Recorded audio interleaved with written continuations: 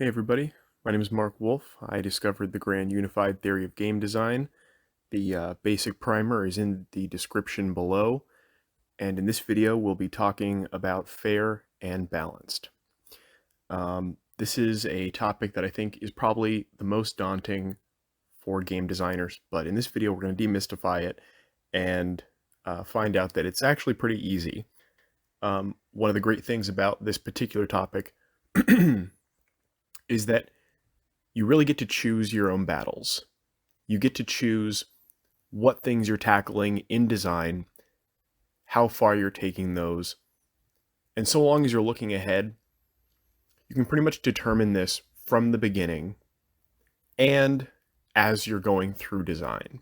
But of course, you are beholden to the vision of your design to flesh everything out fully, and in some cases, past a certain point, you are going to have to do some things that are nuanced, that are innovative, that are difficult. But understanding what you're doing is going to make that a whole lot easier. The last sort of preface here is things that we're not going to be talking about. And this is mainly having to do with things like physics engines and some of the other math too, like actually specifically going over equations I won't do here.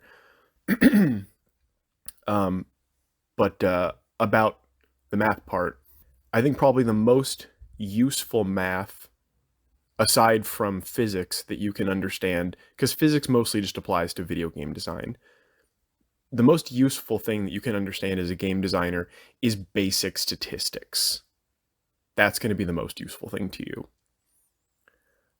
But talking about physics and video game design and programming, these things, of course, are independent of your ability to design the game. This is more carrying out those designs and making sure everything works. But at the same time, you need to be aware, if you're directing design, that these things can highly impact balance, fairness, and also, immersion and a number of other things too here. But I think those are probably the main ones. However, since we aren't going to be talking about those, I'd like to direct you to a good source that I found here on YouTube, and that's the channel JavidX9, and he's got a number of fantastic tutorials building everything up, or building everything from the ground up in terms of both physics engines and graphics processing. And if I remember correctly, most or all of those tutorials are coded in C. So there's good readability if you're at least familiar with reading C code. You don't have to know how to program C code, but C code is very readable, and so it's good to be able to know kind of the basics of that to follow along. And I think he also has a number of examples in assembly, but most of those that he's going over with the physics engines and getting, I think maybe the assembly might have something to do with the graphics engine that he builds for like polygons. But if I remember correctly, again, I'm pretty sure most of those examples are in C for the physics engine, and he does a really good job of covering every single topic that I could possibly think of, because I've watched those tutorials a few times.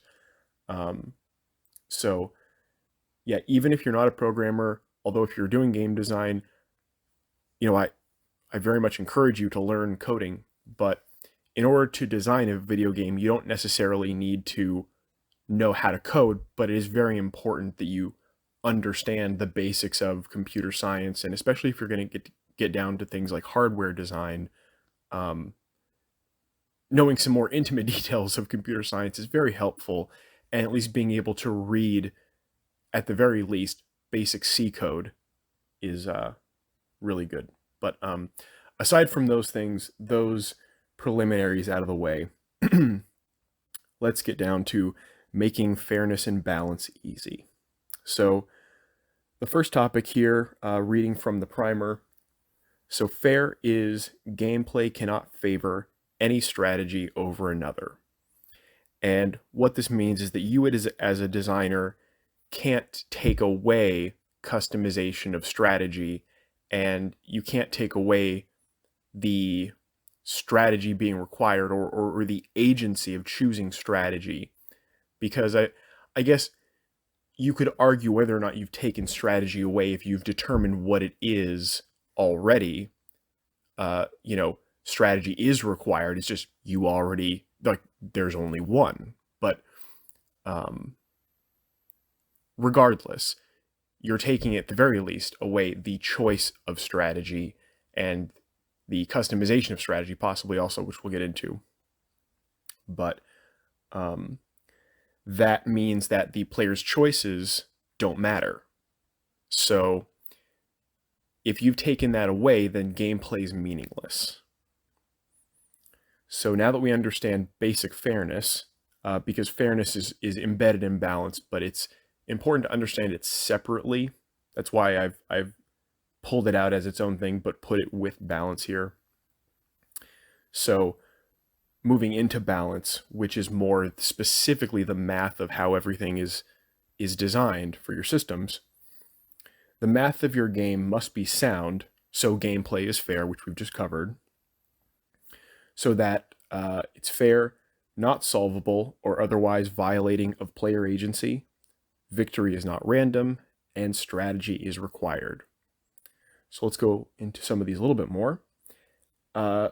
Since we've gone through fair, let's go to not solvable. So when you're designing a balanced system, when it's balanced properly, it's not solvable.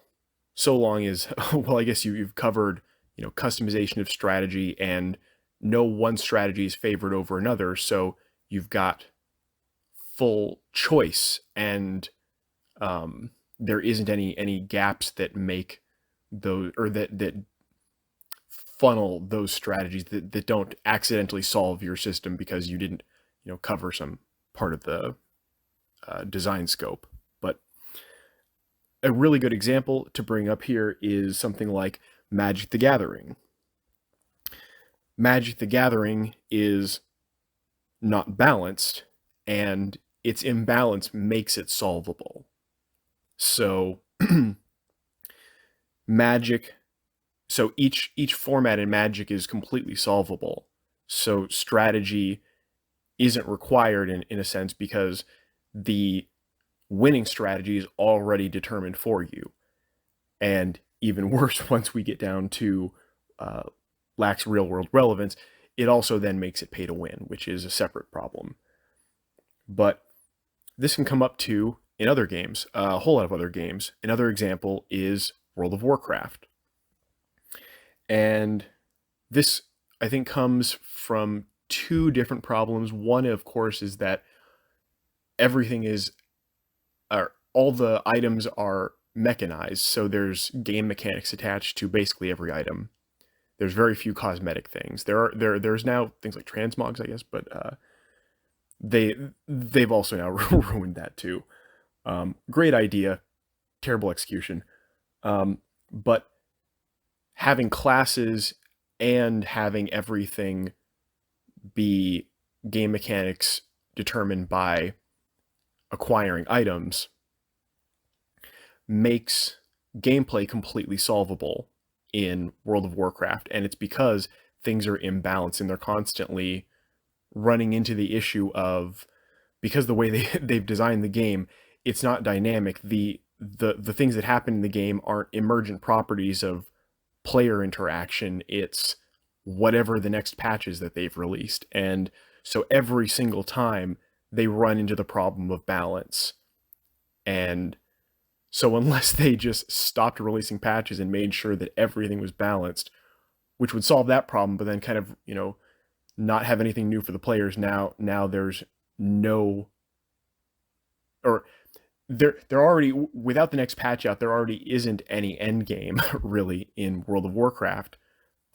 It's just sort of like socializing and showing off. It's like, oh, hey, I have all the best stuff. I win. and then you kind of wait until that's not the case anymore, and then you have to fight your way back up that ladder. Um, and so again, this takes agency away from players, and that makes gameplay meaningless. If your choices in the game don't matter, then it's not a game. So I think we've said probably much or enough about that. Otherwise, violating of player agency. Now, this is an interesting one. So the two examples that came to mind were things like League of Legends and Pokemon. So maybe League of Legends might be more familiar to my audience, but for me, Pokemon's a little more relatable. So I'll talk about both, but start with Pokemon. So if we just sort of assumed an ideal version of Pokemon where it wasn't entirely solvable, where you could actually vary your loadout and your choice of Pokemon wasn't already pre-solved. It wasn't like there was a preset list of Pokemon that were the best to have. But you still had the problem of the builds of those Pokemon being solved, being predetermined. So they need a specific move set. They need a specific, set of boosted stats from all the different like special items that you can feed them. And this gives them the most competitive build for that Pokemon. And so you could say that part of it's not solvable, but the problem here comes down to the balance issue makes it so there isn't full customization of strategy. You have partial customization of strategy. And because those methods that you build the Pokemon aren't balanced, there is a predetermined ladder you must climb to get the most competitive build, and there's only that one. That takes agency away from players. It gives you the illusion of agency if it wasn't clear if it not only wasn't clear, but if there wasn't an ideal set of Pokemon to choose, it would still be a major problem that every Pokemon had a predetermined build. And this is the same problem that I see in League of Legends, is although they do, I think, a pretty okay job in that there doesn't seem to be one specific character who's the best. There's maybe like a tier, like a top tier, like a tier 0, and then a tier 1, yada yada yada. But that is still a terrible design, because basically you have to ignore everything below tier 0, and then on top of that, regardless of which tier 0 character you choose, there's a specific build in each match that you need to follow. You don't really have any customization of strategy. You have the illusion of customization because you get to choose which out of that very small select pool of characters you want to play. And that again violates player agency. And it's because the math of those mechanics predetermines one best build for each character. Now, it's been a long time since I've heard of League of Legends, so maybe in these many years since the designs have changed and they've fixed all these problems, but last I checked, those were still major issues. Next one here is so that victory isn't random. So balancing your game so that victory isn't random. I don't know how many games fall into this. Maybe some of them do though, but sort of like not getting the statistics of your game right. You might be putting players in a situation where even with the best gameplay, they could still lose because something is completely out of their control. And actually, now that I'm saying those things, a whole bunch of examples are jumping to mind from like, NES and N64 and Super Nintendo games and, just a whole bunch of old nostalgic console games. And then because I'm not into modern video gaming really, I'm sure there's a bunch of modern examples that do this as well. And this is a big problem because, again, it means that your decisions no longer matter. You did your best. You piloted your strategy. Not only did you choose your strategy, you customized it, you piloted it correctly and very skillfully, and you would have beat the competition, you would have won, but something completely out of everyone's control determines who the winner is regardless of what happened in that competition. And that completely violates the competition. So you don't want to have the math of your game present randomness, that present a random victory. And then, of course, once we get to not having victory be random, we'll cover other ways that you can ruin that. But just specifically here, because of balance, that's something you would want to focus on. And then the last one here, so that strategy is required. We've probably already talked a little bit about this a few times, just going over these other examples. But just to pick this one out specifically, if your game isn't balanced properly, depending on the game that you're designing, you may run into the problem of strategy is no longer required. If, let's say, you don't have classes, let's say you aren't running into those problems, but you've determined that one specific item in the game is the most powerful, and that without this item, either the player can't win or that no one else can beat them if they have this item.